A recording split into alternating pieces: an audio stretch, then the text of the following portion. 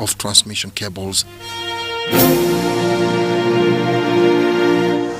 Absa Bank, in collaboration with the Uganda Institute of Information and Communication Technologies, have signed an MOU aimed at providing ICT and IT skills training to youth in vocational institutes.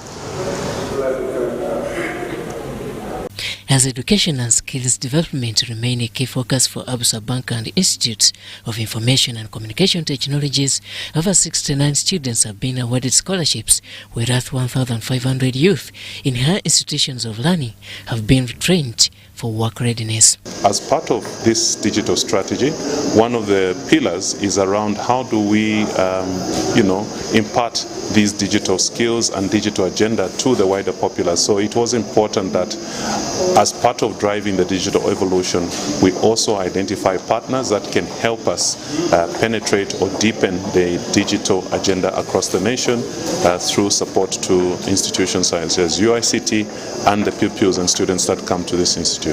The partnership is to enable higher institutions of learning provide globally recognized training and certifications to students, improve their career prospects so as to bridge the gap of unemployment in the country. By having the Amazon Web Services cloud computing training will enable building a society which has cloud engineers who can generate revenue for the country, who can create jobs, who can develop local solutions to ensure that we embrace our local knowledge and also bring in revenue and sustainability in terms of service delivery in the country. The estimated costs of investment for this particular partnership is close to 100 million Ugandan shillings over the next 12 months of the partnership. So that's the overall budget that we put aside to help deepen these skills or impart these skills in terms of technology. According to Dr. Frederick Chitogo, this initiative also supplements bankers' efforts towards empowering the youth with the training and tools needed for employment and entrepreneurship in the future workplace. As part of their social responsibility investment, which is aligned to the UICT and also the government corporate social responsibility, having that partnership where we are all looking at improving the society, but also giving back and ensuring that we create a digital economy for the country. It's very important and very useful to have the partnership implemented. It is therefore essential to equip youth with full range of skills, knowledge and attitudes, attributes that are being sought after by employers. In another development, hotel owners from across Uganda decry high taxation by government. They lamented at an open dialogue with the Uganda Revenue Authority to discuss their sector's tax policies. Let's have a look. Several hoteliers filled the conference room to capacity with hope of being listened to by the Commissioner General, URA, on how the current tax regime is restricting the growth and motivation of the hospitality sector to continue operating in the industry. You cannot apply blanket policies on all sectors and sectors if possible. An example, roofing, for example, manufacturing, collect 90% of their money upfront before you get a supply. Hotels, on the other hand, 90% of their money is paid after maybe 3 weeks, 3 months. I think you know that as hoteliers. So there's no way you can say that a hotel should remit VAT in 2 weeks' time. Currently, a hotel in Uganda pays a range of over 25 independent taxes, levies and licenses, which include, but not limited to, annual corporation tax, withholding tax, value-added tax, pay-as-you-earn, monthly NSSF contributions, bar license, swimming pool licenses, local service tax, and property tax, to mention but a few. If you look at all these taxes that are subjected to business, you waste so much time filing for tax when it could have been compounded and put into a single tax. We would propose that some of them at least be merged, especially those that are going to the same entity. So, for example, the hotel tax, the local service tax, the property tax, the ground rent are all being paid to the same entity. So why can't they be merged in the interest of easing compliance for the purposes of the hotels? Earlier this year, A tax committee delegation headed by the Uganda Hotel Owners chairperson tabled the issue in Parliament, proposing to join all taxes into one, but was passed with no changes. This committee report was not presented on the floor. It was supposed to be presented in the afternoon. Something happened that the committee didn't appear in the afternoon, and the bill passed without any amendment. Transiting from public sector to private sector, you realize that there's a big rift. There's a margin that has to be narrowed. What has been shared this morning, a lot of it seems to be an issue of some people being dragged, not understanding even why they are being dragged, and indeed a lot of friction. But I want to assure you that as Uganda Revenue Authority, we are very, very deliberate on the issue of stakeholder engagement. And that's what I told Madame Susan when she contacted me for a meeting. I gave her my assurance. I said I would come. And I really don't mind if I come here and from morning to night I'm receiving complaints. I believe it is okay. It is the beginning of a recovery process. URA has a target to collect domestic revenue for this financial year amounting to 25.5 trillion Ugandan shillings in order to contribute to a national budget of 48.3 trillion shillings. Wadulo Makano. The Insurance Regulatory Authority launched a complaints management system that is aimed at minimizing the number of complaints arising from the industry and will see a phase out of manual systems. The complaints management system has several features that will enable one to see complaints against the insurance company and will be accessed by registered insurance companies, the insurers, plus the authority. Everybody who lodges his complaint should get real-time information. And when we write to the insurance company to submit documents, these documents should be also viewed by the responsible officers in real time. It should also help the complainant to know when a meeting is scheduled, and is also able to attend whatever meetings they have been invited to. The system will see a shift from manual complaints in a month's time and will aid transparency while addressing complaints. The communications we make with the insurers must also be known to the complainant, and this is what we are trying to achieve. And also we want to track how much time do these complaints take to be resolved. The number of days for a company to respond to a complaint have also been reduced. Previously, we were giving 7 days for the insurance company to respond. Now it's not going to be 7 days, it's going to be less than that. So in terms of efficiency and response to the complaint, that will be improved very, very much. Insurance Authority is confident that the system is protected from hackers. Beyond the system, we have another manual system, a complaints tracker, that's helping us to track what's happening with the complaints. So even if someone hacked into just one complaint, we will have the backup information on the back office of IRA. In our corporate news, the Board of Directors of Uganda Electricity Transmission Company Limited has toured key power projects in the northern and West Nile regions of Uganda. The aim of this visit is to inspect and familiarize with UETCL projects which are of utmost importance to service delivery. The recently inaugurated team agreed on a collaborative approach that will boost efficiency and ensure electricity transmission is flawless across the country. It is the first time that the new Board of Directors of Uganda Electricity Transmission Company Limited is visiting a number of key power projects in the northern and western region of the country.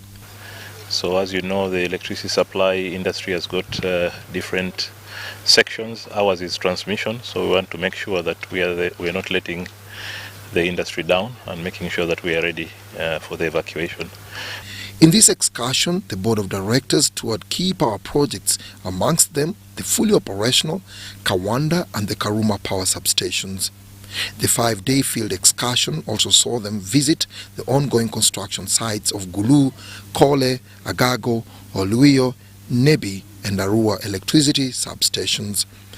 Karuma is, at the moment, is the biggest hydropower plant that we are constructing, so they would be interested in knowing what is actually going on so that they support management in making decisions that would expedite the completion of all the projects that feed into it.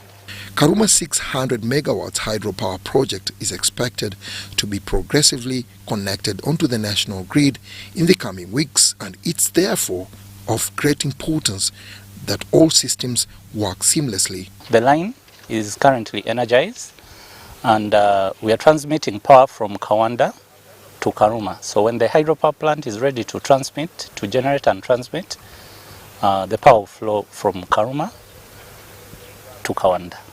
The North and West Nile regions of the country have had suppressed electricity demand from time immemorial.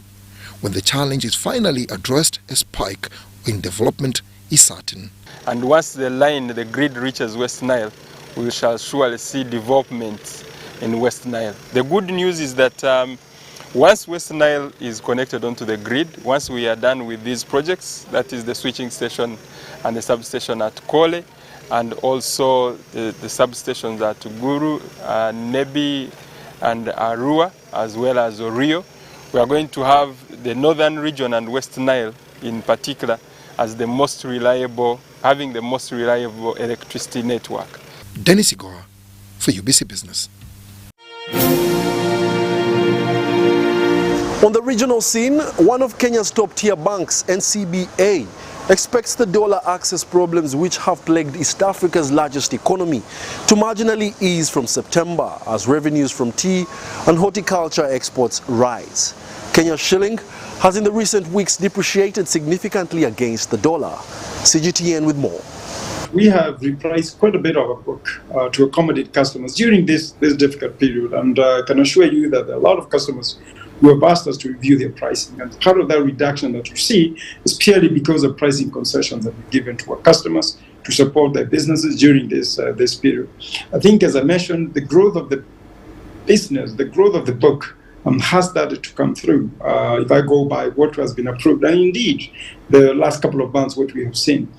So I expect that that reduction will be replaced by growth in the book, especially in a corporate book. So I expect that what you see towards the end of the year, that minus 3% will be a positive. As to how much, I cannot say yet.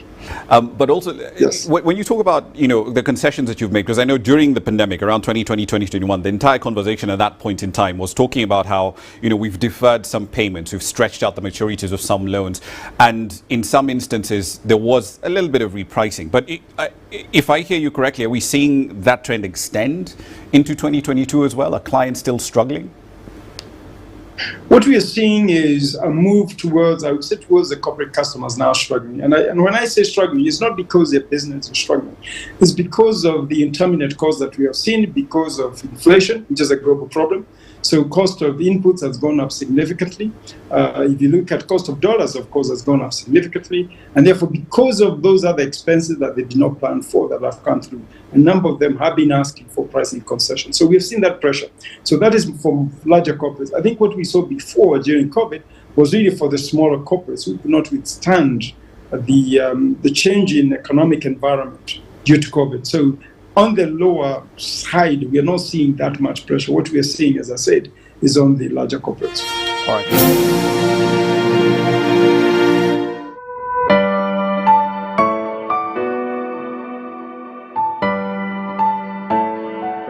Each country has got their own standards, and so I think we have moved faster than the other countries.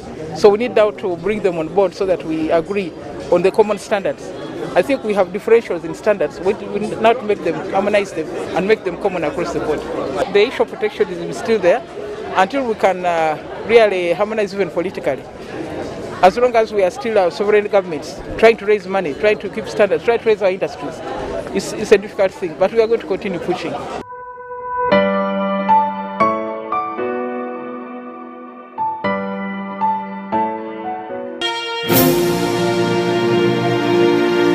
In our Sounds of Business, we give you a sneak peek of the Mutukula one-stop border post in the southwest district of Rakai.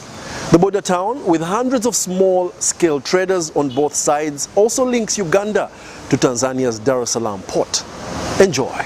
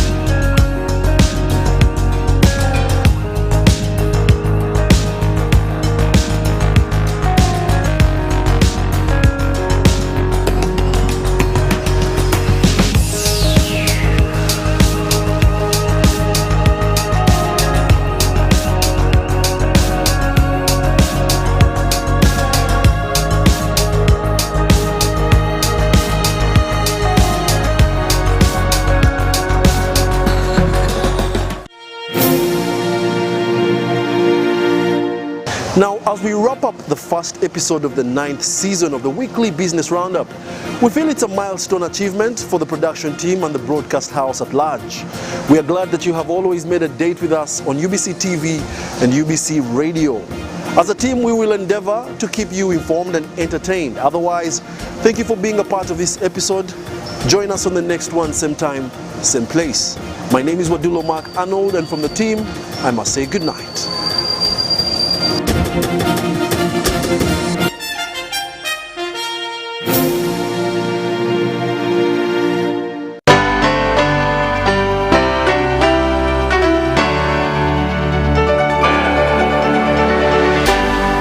UBC, inspiring Uganda.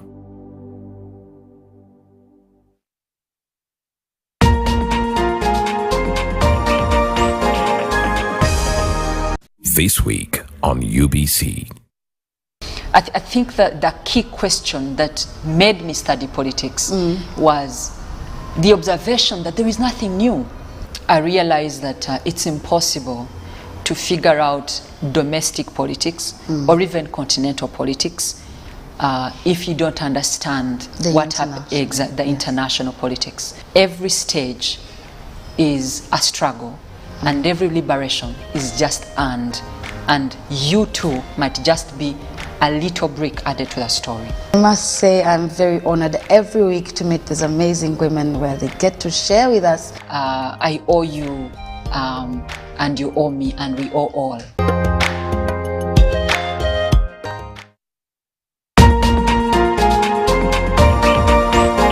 A logical, deeper conversation. How many teachers in Uganda did you consult? But there's a mistake we are making. Which is good? Which is good? Which is good? Which is good? We went to this school, we ran it Western, we ran it Northern, we ran, then you come. Isn't that an achievement? Objective and non-partisan. Honorable Minister, there were a number of points. I want to start with you. Straight from the hearts of open-minded men and women. Money tends to move faster at night.